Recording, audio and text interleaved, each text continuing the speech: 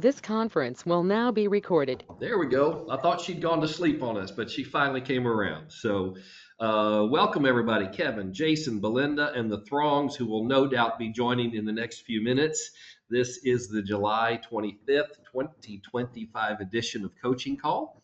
Good to see everybody, or at least to know you're there and see Kevin's scruffy face. I'm actually broadcasting to you from First Cup Coffee Shop in beautiful Spring, Texas. Wonderful. I had a meeting earlier this morning at La Cocina right up the street and burst out of there just in time to get here and get set up for this call. So it all worked out beautifully. And I'm having this incredible coconut pineapple cooler, which is ideal after all the coffee I've been drinking at La Cocina. So, all right. So I've got a couple things I want to share with you today, but let's just first of all check in. How are things going in your life and business? Kevin, you got your mic on. You're first. God is good, and today all the more. So I have a new listing. I made it live last night. I'm going to have my first open house tomorrow. It's down in Cypresswood, and things are coming along. I could do more. I will do more. I'm meeting my buddy Melvin. We're filming videos together at Model Homes this morning. We are collaborating. Apparently, I've heard the rumor that there are people in this business on this team that will help each other and collaborate. So we're going to put that to the test. Is that Melvin Vialta? Melvin the Man Vialta. Okay, Melvin the Man Vialta. That's fantastic. So Melvin, yeah, and he's doing well as well. Yeah, he has not yet signed up for the summer social. So when you see him chastise him, yeah, work him over. I will work him over. Yeah. All right. I look forward to seeing that. That's it for me. Yep. Okay, very good. So brand new listing down on Cypresswood. I love it. Belinda, is your mic working? Could you chat with us for a moment? Don't be shy. I know Jason's already put in mic issues. All right. Well, Belinda, if you get that figured out, unmute yourself and we'll hand you the microphone. What's going on in my business? Well, as I've told you from the beginning of the year, I am having my best year ever. Praise God. Things just seem to be falling into place everywhere I look. I put one of my listings under contract on Wednesday night. Put it in option pending status yesterday. So I'm scheduled to have like 6 closings in August. Wow. So it's going. Yeah, this is a cash deal, 2-week closing. Again, about 6. I should close about 6 in August, so that's going to be awesome. And all of this, despite the fact that I've assumed new responsibilities at my church, I'm helping them with their discipleship ministries. So again, as Kevin said, God is good, and very happy things are rolling this way. Letha, you want to share with us what's going on in your business this week? You have to unmute. Yes, sir. Yes, sir. Yeah, I was trying to find that mic button. I had a closing on Wednesday. Nice. I've got several potential listing appointments coming up. I closed two last month. Wow. I've already closed 2 this month. Yeah. I've got I think 2 that will close in August. And then I've got to call a guy this morning about another listing appointment. I want to share, this is the craziest thing. I am getting buyers and sellers by finding things on Marketplace that either I need or like my daughter-in-law or son needs. I go buy these things, and while I'm there, I ask them, so are you selling your house? Are you moving or something? Is this why you're getting rid of stuff? And I have actually gotten a listing and a buyer already by doing that. And I'm going to meet with another seller for a little mini refrigerator that I bought from him about 2 months ago. He reached out to me and said, I really want to talk to you. Wow. So the old marketplace mini fridge strategy. I mean, who would have thought? Yeah. So you know what that is, Letha? That is What's that? the new school version of the old school garage sales strategy. It is. So Absolutely. yes. Now we don't do garage sales so much. We put it on marketplace, but it's the exact same concept. So well done bringing that into the 21st century. And it sounds like if we had our tech guy here this morning, I'd have him cue that girl is on fire, because it sounds like everything is falling into place for you with the listings and the sales. So congratulations, Letha. That's awesome. Oh, well, thank you. Thank you, sir.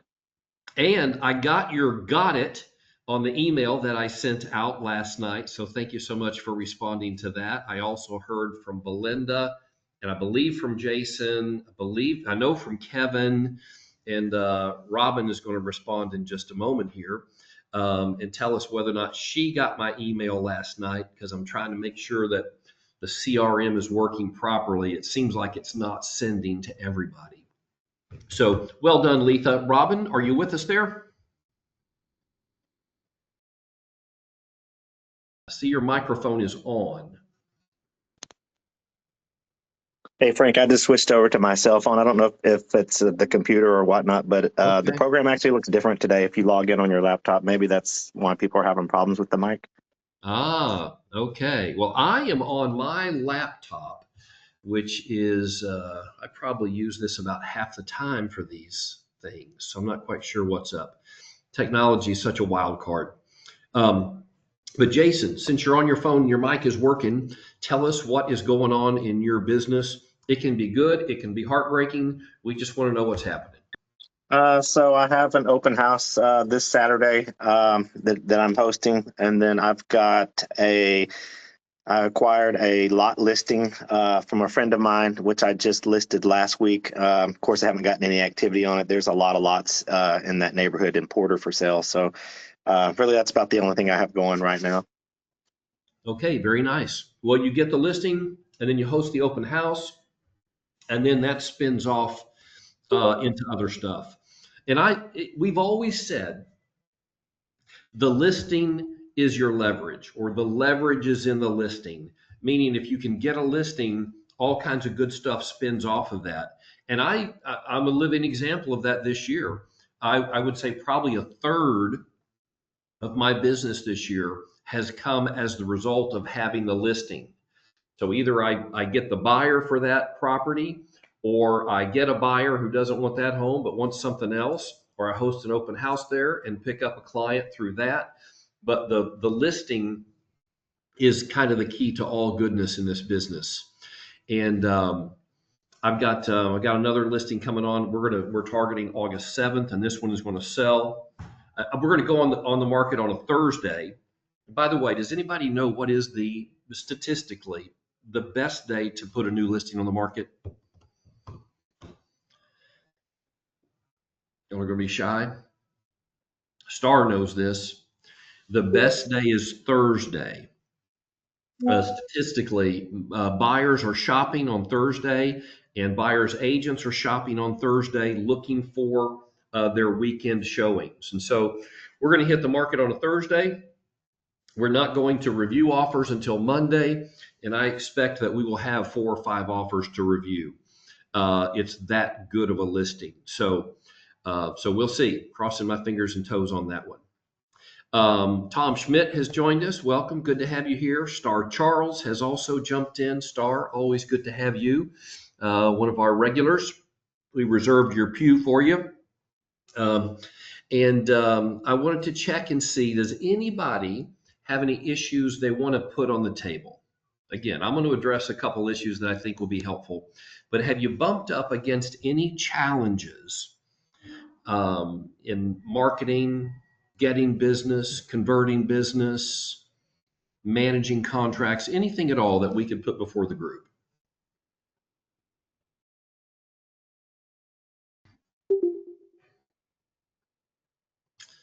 Okay, y'all are gonna Hey, be quiet. Kevin here.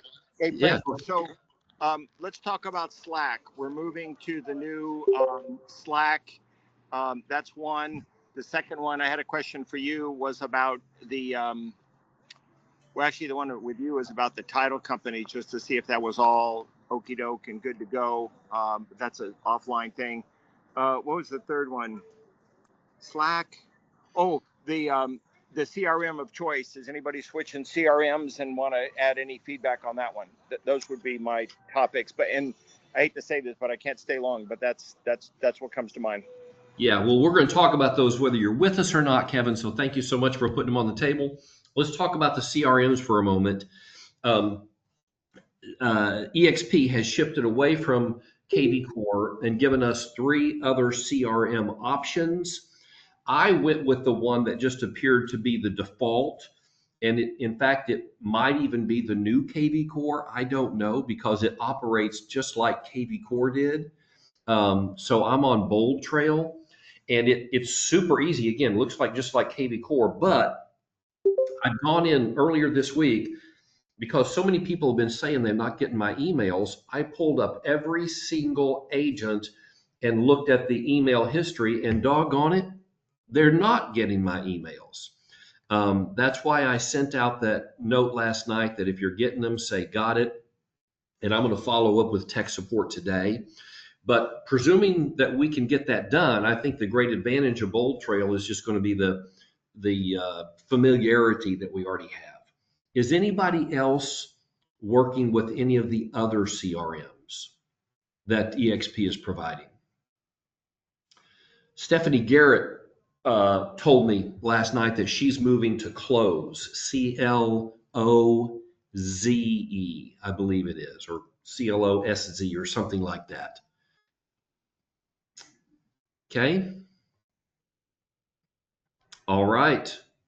I'm in for Bold Trail. We'll see how it goes. If I don't get my problems fixed, then we may move elsewhere. So Kevin, you raised another issue other than the CRM, and it was Slack, which is replacing our former Facebook style communication portal for agents at EXP. Are you on it already, Kevin? I'm having challenges getting on it properly and finding things. So I'm hoping someone's going to say I'm doing it, and I'm going to show you how. Jason, okay. Where are you, Jason? All right. Anybody has made the Slack transition yet? I know we're still early on it, but I'm in the same boat. It just isn't. It doesn't flow as well as Workplace does. Mm-hmm. I can't find things. I can't find the groups. I can't I'm with you, Kevin. I'm lost too. Yeah, that's probably because we're all so familiar with Facebook. Workplace was just, again, it's like moving from KV Core to Bold Trail. I have never been a Slack user, and I haven't explored it yet as an EXP platform. So I'm going to put that on my to-do list for this week, but I suspect there'll be a learning curve for all of us non-Slackers. Well, I think, Frank, you and I are boomers too, and we never wanted to be called slackers, so there's that as well. It's probably an impediment for me. Yeah, it does kind of go against the grain, doesn't it? I like that Bold Trail stuff. Okay, very good. And Tom, good to see you. One of the brave ones, you and Kevin actually turning the camera on. I love that. That just means you're out of your pajamas and ready to face the world. So, all right, Kevin has left. I appreciate him being with us. I wanted to take a minute and talk about compensation because I have had 2 or actually 3 agents this week reach out to me not knowing how to handle compensation on the buy side and on the list side. And so if you already know this is going to be a little repetitive for you. But I have found that agents who've even done it several times, if it's been a few weeks or a couple months, it can be a challenge because everything changed last summer. We've had a year, but let me just walk you through how it works. But I'm going to ask you to see if you can tell me first. If you are the listing agent, how do you record in the listing agreement the offer of compensation to the buyer's broker? Who wants to take that one? Star? Um, I put, how do I put it? I just did one. But long story short, I put the amount we agreed on at the top for my side, and then I checked the box at the bottom, and I put broker to facilitate an unrepresented buyer gets an additional 3% or something like that. I put. Okay, there you go. So basically, that really is just listing broker compensation. You're going to get 3% as your base listing fee and an additional 3% if it's an unrepresented buyer that purchases the property. Is that correct? Correct. Okay. So well done on that, because that will double your compensation on an unrepresented buyer. I love it. But how do we memorialize the offer of compensation to the buyer's broker? Letha, go ahead. I'm probably doing this wrong. I don't put it in writing. I talked to my listings, my sellers, and I explained to them that really nothing has changed, but it has changed. It's always been negotiable. Their listing, the cost associated with listing is the 3%, that there is a very good chance that the buyer will ask that the seller pay for the buyer's agent compensation. Yes. And then when I am talking to any realtors, buyer's agents that ask me if we're paying, I explain, now that it is part of the contract, write it in the contract what your buyer needs, and my seller will consider it as a whole. He will consider it as part of the offer. All right, Letha, the teacher in you is taking that much further than the simple question I asked. We're going to get I'm so sorry. That's all right. We're going to get to that part in just a moment.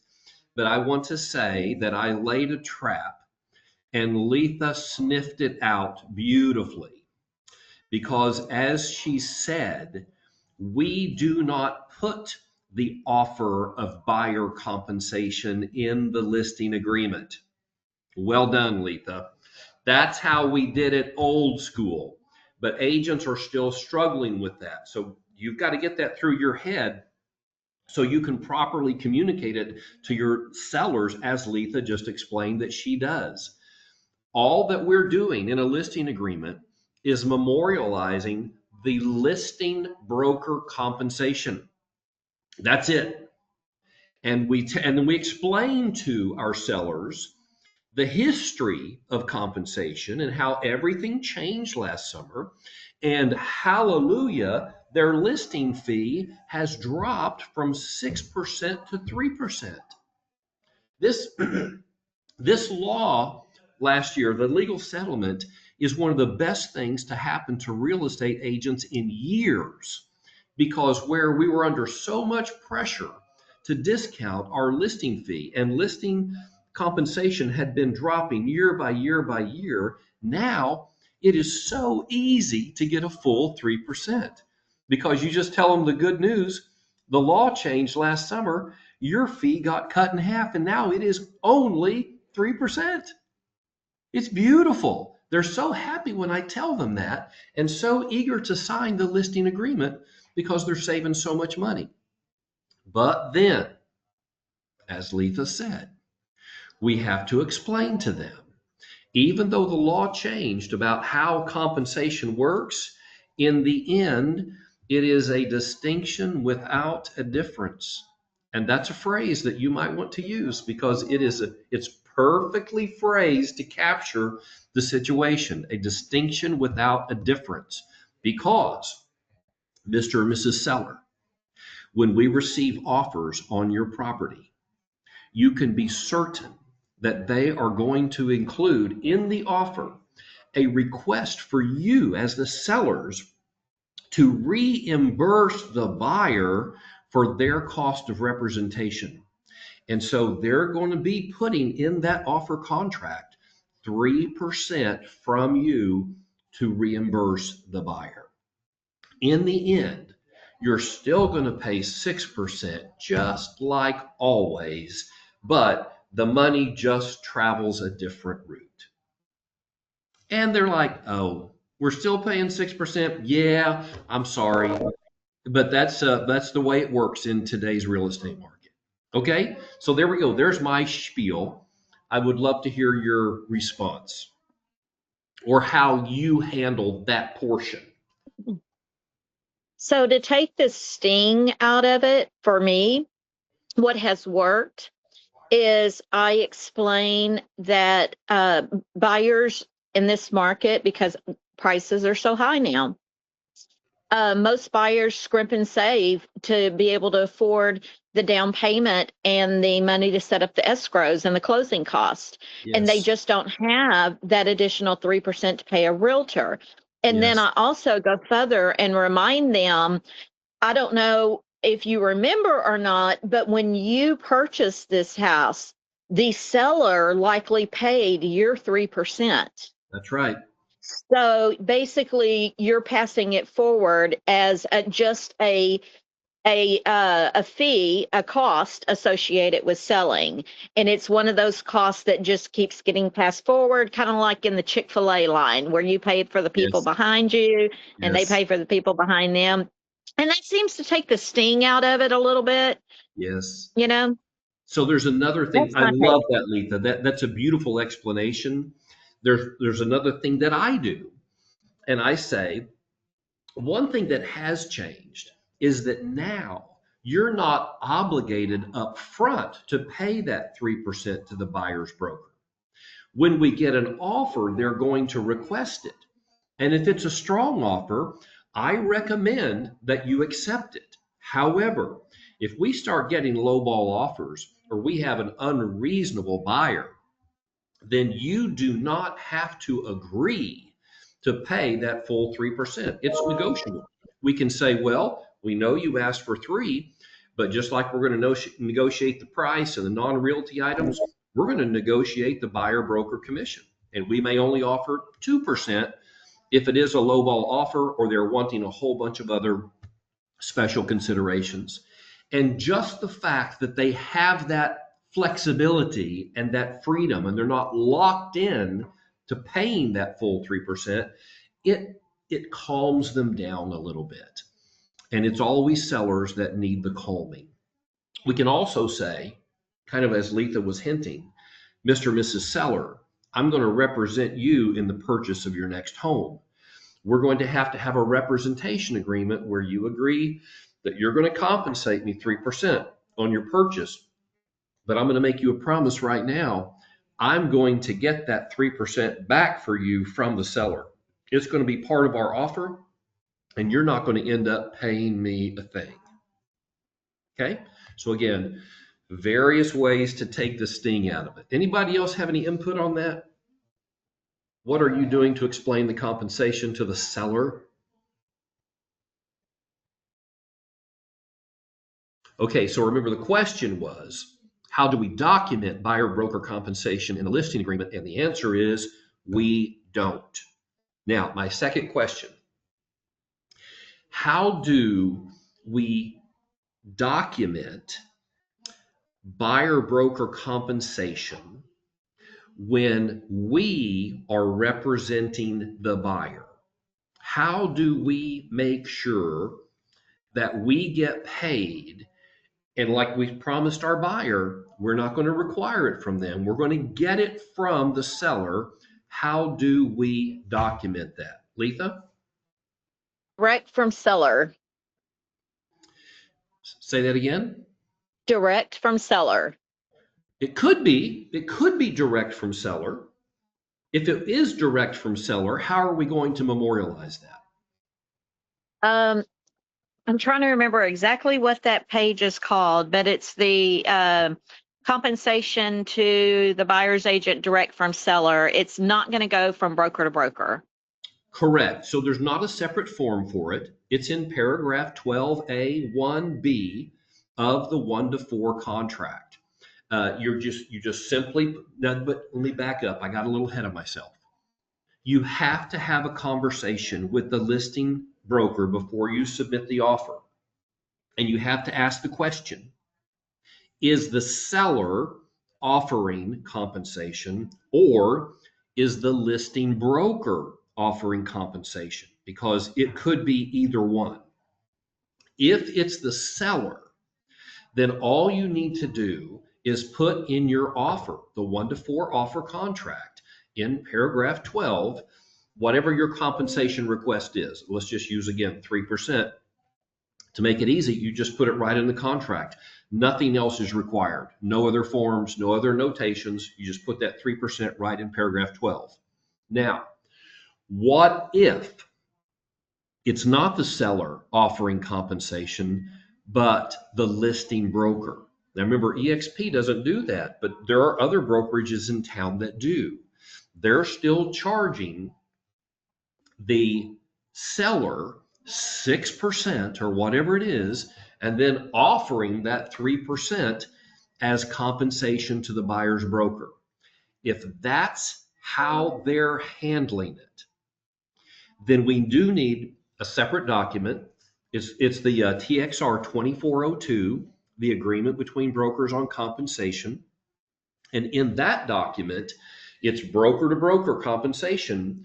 We go in and document the exact amount of compensation offered, and we get signatures from the listing broker and our signature that they are agreeing to make that compensation to us. Now that's confusing to agents sometimes because EXP doesn't pay buyer brokers directly, but here's the deal. EXP is willing to receive buyer broker compensation directly from the listing broker. And the reason for that, even though EXP thinks that's unwise on the part of the listing broker, they don't want to complicate matters in us getting paid. And if Coldwell Banker is offering 3% broker to broker, then EXP wants us to be able to receive that. And that creates very little legal liability for our company or for ourselves to be on the receiving end. Okay? That's a little bit of a mouthful, but remember, you only need the 2402 when it's broker to broker compensation. Normally, the 1-to-4 family contract is all that you need in paragraph 12 to document compensation to the buyer broker directly from the seller. Whew. Thank you for sharing that, because I've been including that compensation direct from seller to buyer's agent. Yes. I've still been doing that in addition to the, what is it, 12.1A or something, whatever that one is. 12A1B. Yes, I've been doing that in addition to that. So thank you for that. Yeah, you're welcome. Okay, so that's kind of my big teachable moment for the morning, and because I had so many questions on it this week, I wanted to cover it. But once again, is there anything else that anybody wants to put on the table in terms of a challenge or question that you're facing in your business right now? Letha? I have a question. Okay, let's go Star, and then we'll back to Letha. Star? So it's the same thing for a lease, Frank? No, leases are not subject to the settlement regarding compensation. So lease compensation is handled the way it always has been, which is typically the landlord is typically going to be writing the check for compensation directly to the buyer broker or the tenant's broker, using the first month's rent to do it. But it's exactly the way it's always been. Nothing has changed in regard to leases, only purchases. So first month rent is written out to the broker, So not to the landlord. So I'm describing this in a normal, typical scenario where it's a 12-month lease and there is a listing agreement that calls for 1 month's rent as compensation to be split equally between the landlord and the tenant representatives. And the way that normally happens, and there's other ways it could happen. For example, the landlord could compensate the listing broker directly. The listing broker could then compensate the tenant's broker. But the way it normally happens is that the landlord is going to take that first month's rent check that they get. Let's say it's $2,000, and then they can write a check for $1,000 to the listing broker and a check for $1,000 to the tenant's broker and send those over directly, or they can pay both to the landlord broker, and the landlord and the listing broker could pay it to the tenant's broker. Either way, there's no rules. So 100% would go there then for the listing side, or just our listing side? So if you're taking the listing, you're going to put in the total compensation for both landlord and tenant representatives, which on a 12-month lease is typically 1 month's compensation, and then you share half of that. But you don't have to be the one writing the check. EXP doesn't have to be the one writing the check to the tenant's agent or the tenant's broker. That can come. What typically will happen is the landlord will write the check. Let's say that you are the listing agent. They'll write a check to EXP for $1,000 for listing side compensation. Then they'll write another check. And let's say this time they're writing it to Remax, the tenant's agent. They'll give that check to you, and then you can send it on to Coldwell Banker. Yes, I get that, but do we put 50% of this and 50% of that? Because I just did a listing agreement for a lease, and I just always put 100% of the first month's rent. Is that correct? That's correct. Okay. 100%. And then you are providing that offer of compensation to the tenant's broker. And you do that offer of compensation through the MLS. And then in a lease, it is memorialized in a separate document called the agreement between brokers, where in that document, you agree to pay 50% of the first month's rent to the tenant's broker. Thank you, Mr. Frank. Anytime. And when you find yourself in the situation, if it's confusing in the moment, don't hesitate to call me. Thank you. You're welcome. Letha, did you want to jump in on this one? Not particularly that one. I'm just looking for some guidance. I've got one listing on the market now.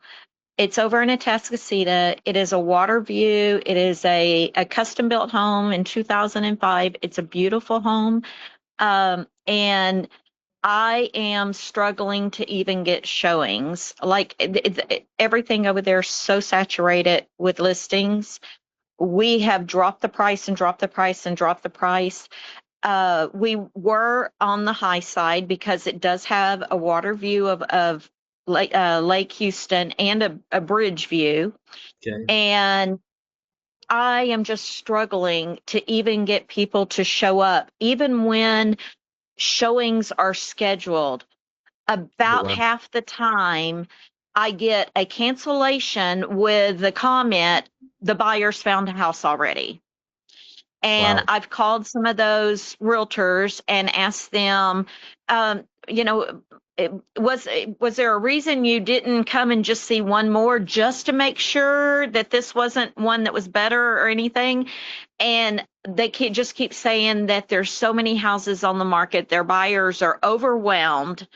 There's just so much to see that they decide on one quickly and they're done. They're just like tired of shopping. We're priced well right now. I feel like we're still on the higher end of our competition in that area. But I feel like we have a nicer home, the nicer view. And I'm doing Realtor and I'm doing Zip Your Flyer. And every time I do, we get showings. Okay. But those showings aren't turning into contracts. So I'm going to be Mr. Reality Check for you here for just a moment. And I have not seen your listing, but I believe you that it's a beautiful home with a lake view and a bridge view and is priced right for its amenities and its location, its condition. But I'm going to say that your problem right now is price. Yes. There's only two things that sell homes: price and marketing. And you've gone through what you're doing for marketing. I'm sure you've taken great photographs. You've put it on the MLS. It's got a beautiful description. That's 98% of marketing right there. And all these other things you're doing, real tours and all that, that's the other 2%. You're doing everything. So it's not the marketing, it's the price. And it's not just hard for sellers to come to terms with this. It's hard for listing agents. Because it's painful. It's horrible because we feel like if we were a good agent, we could get that price for them. Because when we see the home, we're like, anybody should be willing to pay this price. It's a beautiful home. But the truth is, the market is the only opinion that matters. That's it. And if buyers are seeing this home and buying a different home, and that's what's happening consistently, then the market is saying, despite the view and the amenities and the condition, the home is overpriced. So just if you can lock into that, price and marketing, those are the only two things that sell homes. If the marketing is good, then it must be a price issue. And you can use this dialogue with your sellers. It's not easy. It's very hard. It's very difficult. But you first of all have to get that in your own brain. You have to see it and believe it. And then when you do, you'll be able to share that with more conviction with your sellers. Yeah, we've talked about it, and they've been amazing, considering bringing it down and bringing it down. I even reached out to somebody that showed the home and asked them, their opinion, and she was great because she gave me her opinion. She said, I think here's where you're probably going to be able to sell it. I mean, she was real nice about it. But yeah, I was hoping you'd say something different, but I had a feeling I knew what you were going to say. Yep, I'm always going to say it. Now, let me just share one other perspective, though, because we are in a declining market right now. And in a declining market, it is a race to the bottom. This is a horrible thing to say to your sellers, but they've got to hear this, because if they don't understand this, they can go from 700 to 675 to 650 to 625 to 600 and be overpriced at every level because the market is declining and they're right behind the market. So even though they're priced way below the actual market of 2 months ago, they're still above the market of today. And so rather than chase the market down and have to lower, they have to get ahead of the market. It's a race to the bottom. They have to get ahead of the other price reductions so that suddenly their home is the value home. Their home is less expensive than the competition. So otherwise, it is a grindingly slow and painful process that really there's no end to it until they finally get down to the very bottom. But if they'll race to the bottom, then that bottom will be much higher than the ultimate bottom that they'll end up in if they don't make the painful choice now. Yes, sir. And I'll tell you that it appears from what I'm seeing, there are unoccupied owner unoccupied properties that are being dumped in that area. It's like the investors are dumping them at ridiculous prices, and it's killing us. Yes. And I keep having these conversations with them, and again, they are so graceful about it. But we keep hoping that the market will decide to try to chase us a little bit. And it hasn't happened. When school was coming to an end, I explained to them, we can hope that more buyers will come onto the scene, and that will take some listings off the market and kind of level things out. And the exact opposite happened. We got more buyers, but also we had a flood of listings in that area. So time And is not on our side right now. no, it's not. We're at the end of July. And frankly, even though we were in a very soft market, it is getting softer by the day and will likely continue to decline or be stale and stagnant until January. Unless the only thing that would change that, honestly, is a decrease in interest rates. And I don't know. Tom's all for that. Hey, Tom, we only have about 3 minutes left. You want to turn your mic on for us and tell us what's going to happen with interest rates? Oh, we can't hear you. It looks like your mic is on. Oh, you can't do it? You want me to talk for you?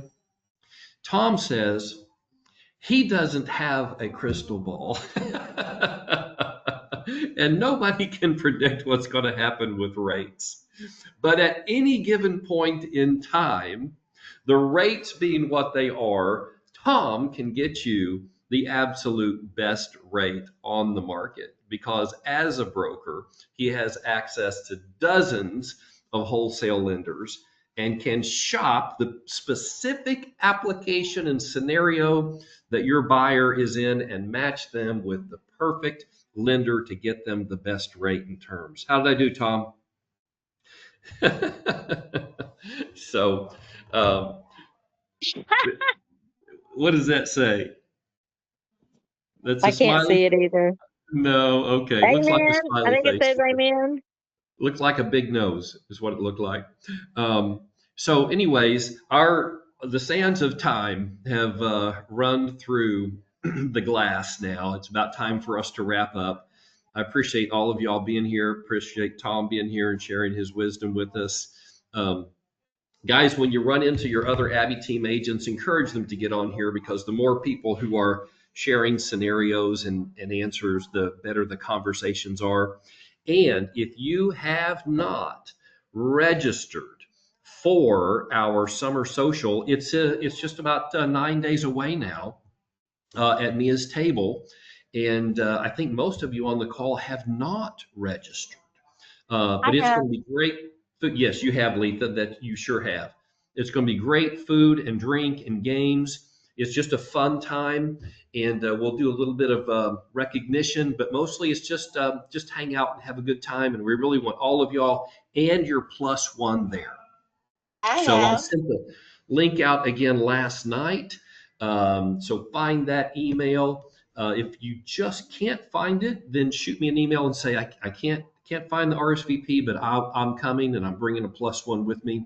And that way we'll know how much food and drink to plan for. Okay? Yes, I RSVP. Thank you. You're very welcome, Star. Yes, we've got you on the list. Frank, Okay. may I ask one more question real quick? Personal question. If I need your support on a 3-way phone call with my seller, can I reach out to you? Absolutely. You sure can. Yeah. I'm not always available during the day. Weekdays, Friday is my day off during the week. I can do things on my lunch hour or on a break, but always available in the evenings and weekends. You just let me know, Lisa, and we'll work it out. Thank you, sir. Okay. All right, guys. Well, great to see you. Looking forward to seeing everybody on August 4th at Mia's Table. Until then, if you do need me, as Letha said, reach out to me and I'll help you in any way I can. All right. God bless. Bye-bye.